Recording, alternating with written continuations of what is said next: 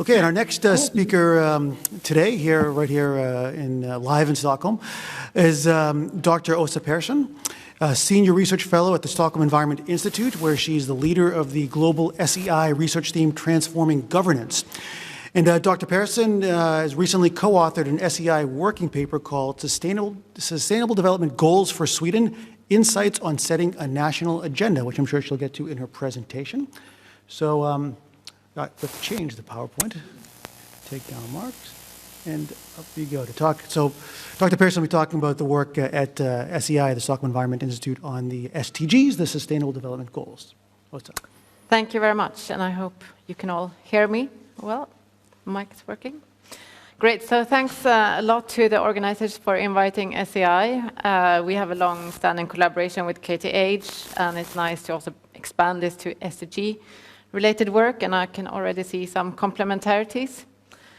And today I'll be presenting on behalf of many colleagues who work on the SDG, in particular a core team of Måns Nilsson, our research director, and Nina Weiss. So what does SEI do on the SDGs? About a year ago, we tried to do a sort of inventory, asking all our staff what sort of SDGs and targets do you have expertise on or do you conduct work on? And we ended up with this, which is very imperfect. We had a response rate problem and people are busy and so on. But this is not really to say that we have it all figured out. It's really to show that sustainable development is not a new issue. So we work on several of these areas and issues that the goals relate to. And as I think KTH and SIDA as well, our modern organizations have a holistic view on sustainable development. So it's not the case that we zoom in on one or two or three of them. But I think this fairly sort of dispersed or reasonably balanced distribution also reflects the fact that the negotiators did a good job in making sure it's an integrated agenda. So we can actually find environmentally related targets under most of the goals. This particular picture, I think, is from UNDESA itself. So you can see there's a mix of environmental, social, and economic targets under each of these goals. So we have really progressed from this three-pillar view of sustainable development. So today, I'm not going to sort of talk about all the work we do on various SDGs, but rather focus on a few work streams that were motivated by the SDG framework. And just for some background, SEI, we were involved in the negotiation process by being part of an international network of research institutes that try to provide an informal space for the negotiators to meet and discuss issues outside of the UN headquarters. We try to provide them with some science briefings on various issues.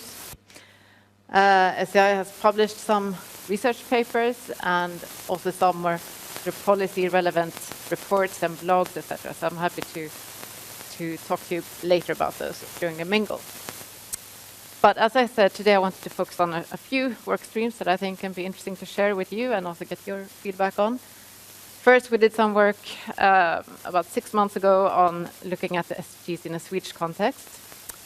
I will then talk a bit about our sort of approach to policy coherence for SDGs.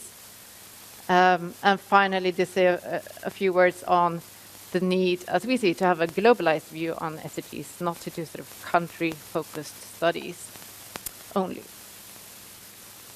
So, but before that, just what do the SDGs represent, very briefly? There have been so many blogs and commentaries and op-eds trying to sort of comment on what this represents, but I think we are very ready to move beyond that and get crunching with these tools and figuring out how to achieve them. But nevertheless, this is our sort of take on the SDGs.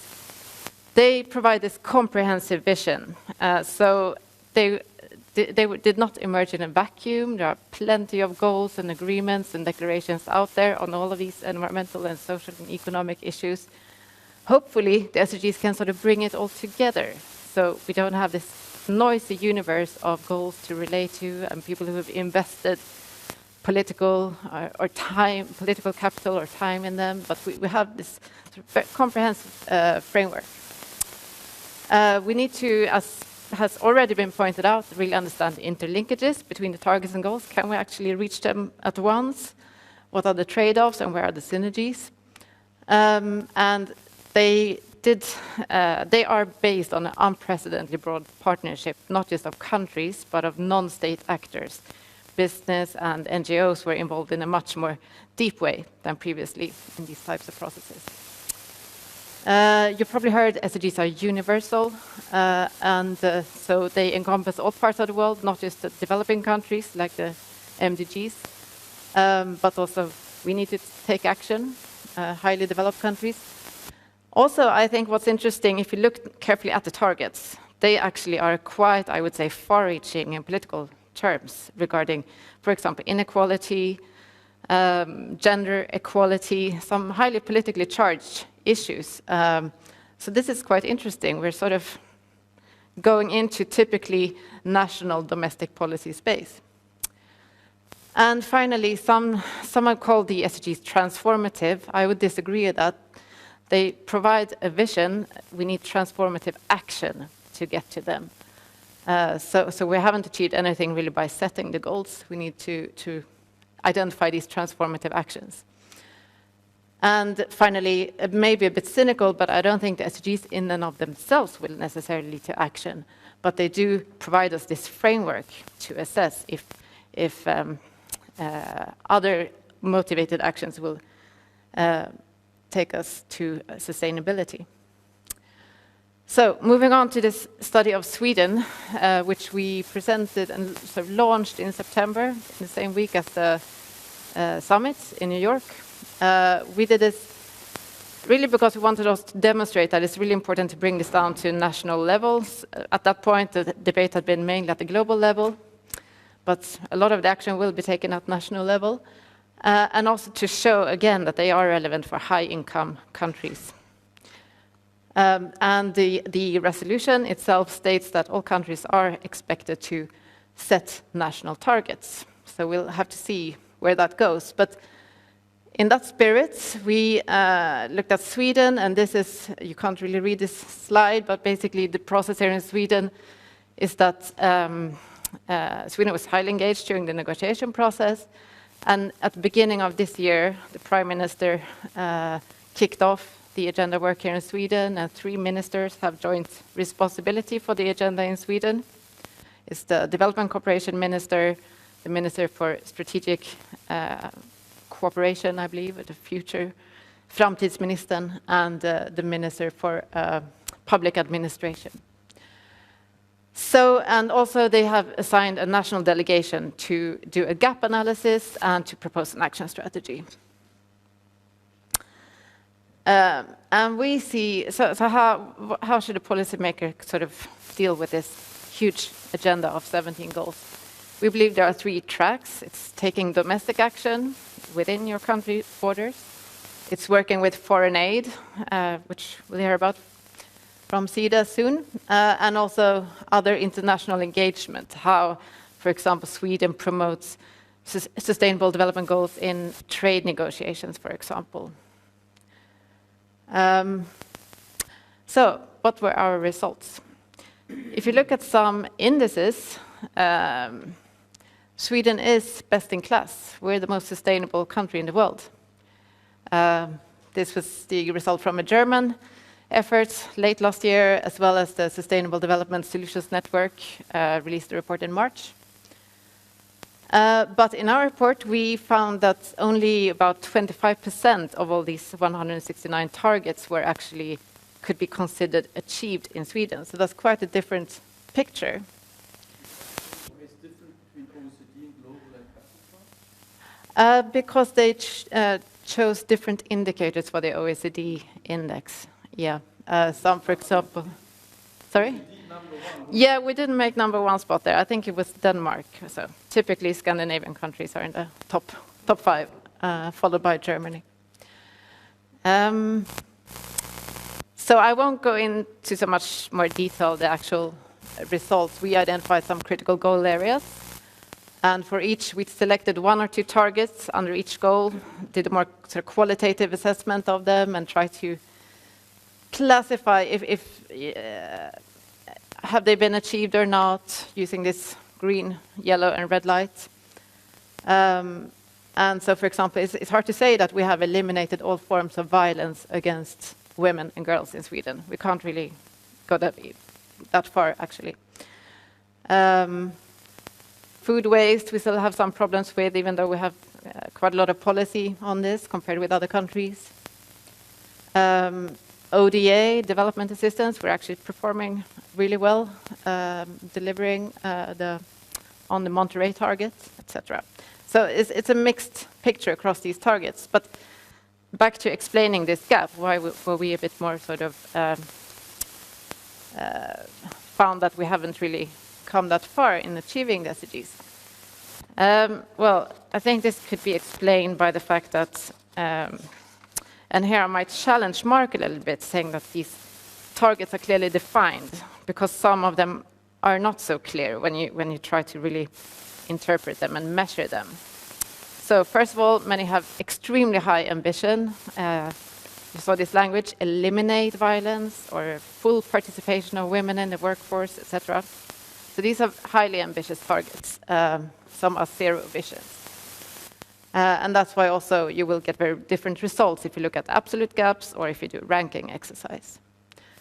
Also, it's sometimes a bit ambiguous. What is the scale? Is it, do the targets refer to national states or the global states? And if it's the latter, what is our responsibility?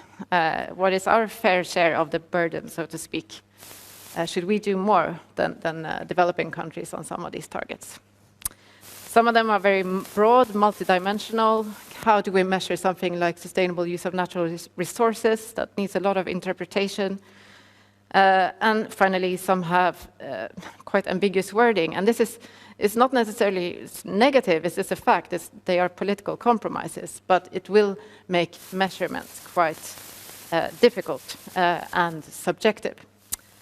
So, considering this, we really think that there is a need for countries to internalize this agenda, set their own national targets that make sense in their national context. We can't just take the global targets and sort of work with them at the national level.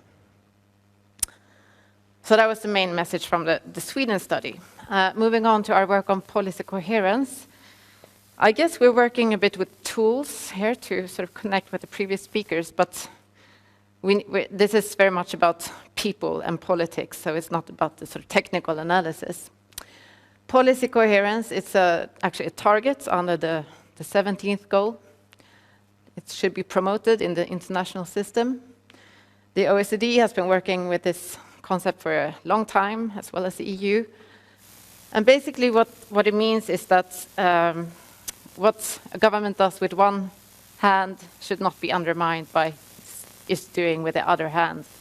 So here we have an example. For example, in development cooperation, a developed country may support agricultural development in a country and achieve good results with that, increase farmers' incomes.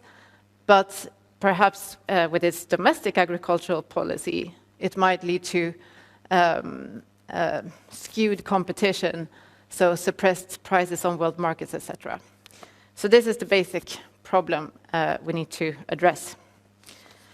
The OECD defines it in this way. It's an approach and policy tool to integrate the economic, social, and environmental and governance dimensions of sustainable development.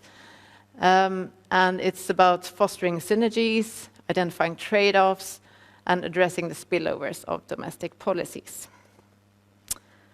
So, working with this in practice, we think there are some sort of steps in trying to ensure policy coherence.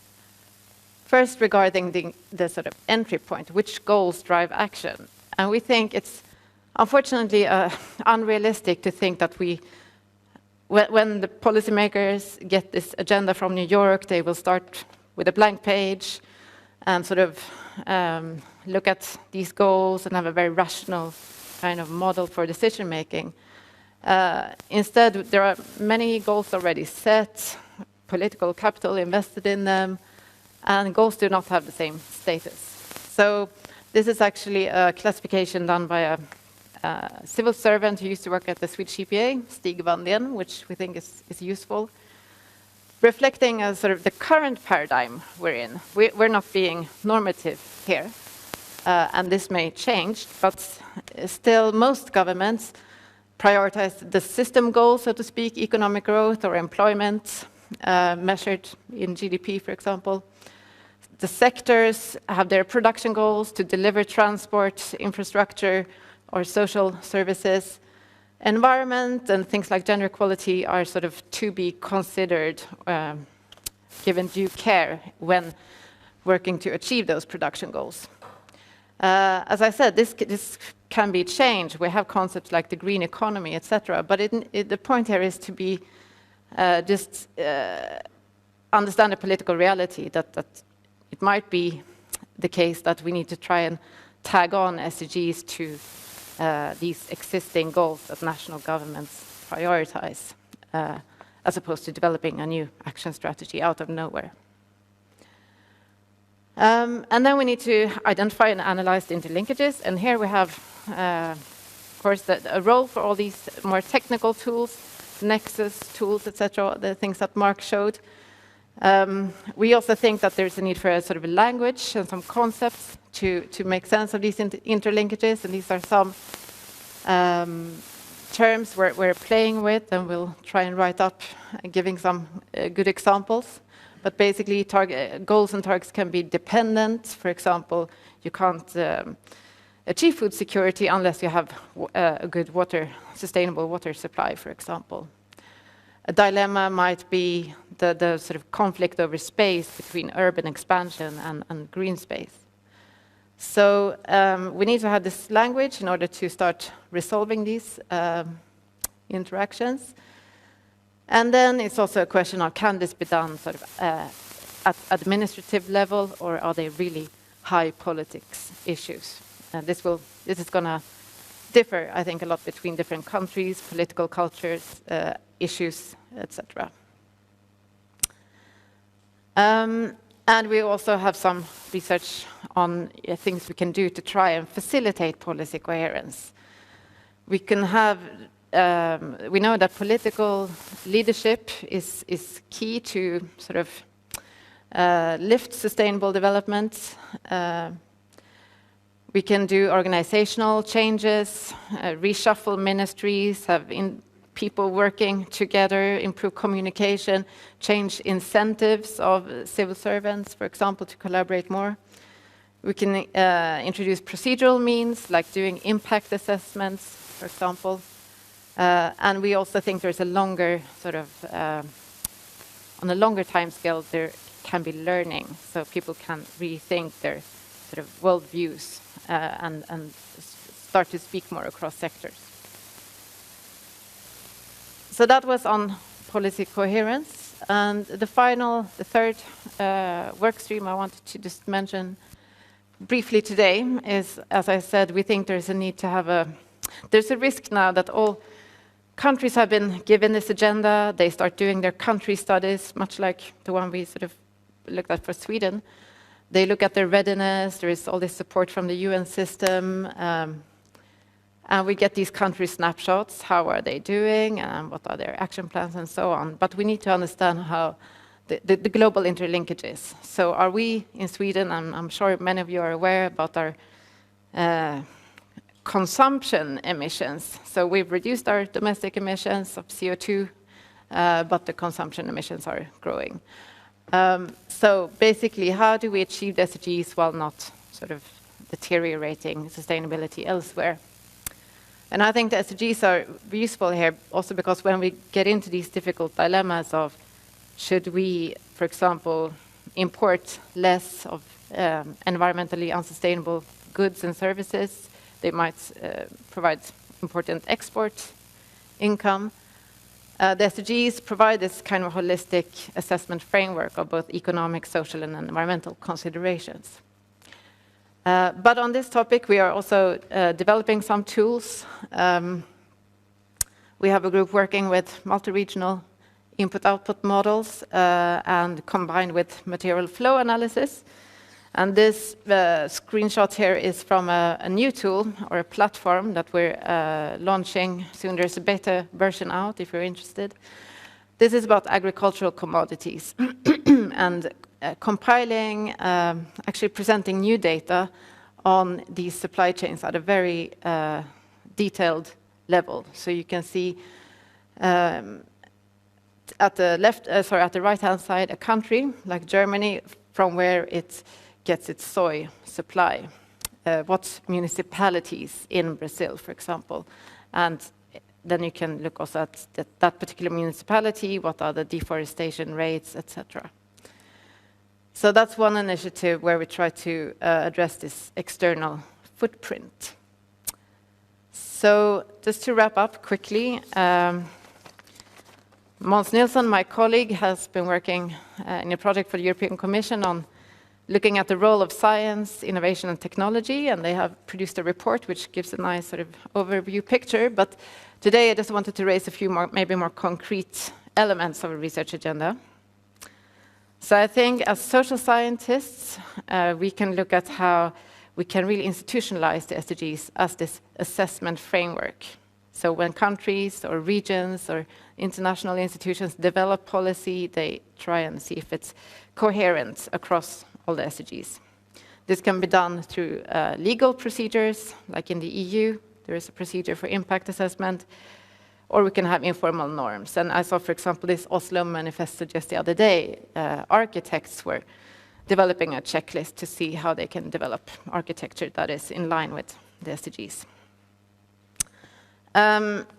From the research sector can also, as Mark has been talking about, developing this evidence base for developing SDG action strategies and assessments of major policies and investments. Of course, making the decisions is a political and democratic task, not a scientific one. And as mentioned, I think we need to explore more about this understanding the SDGs in a globalized world. We're at SEI, we're still kind of developing this work and ideas. I'm very curious to hear your feedback on that one. And finally, to be independent reviewers of progress on the SDGs. Countries will report to this high-level political forum, but indicators will only take us so far. They will provide a limited view. So science has an important role to monitor and review. And I conclude there. Thank you very much.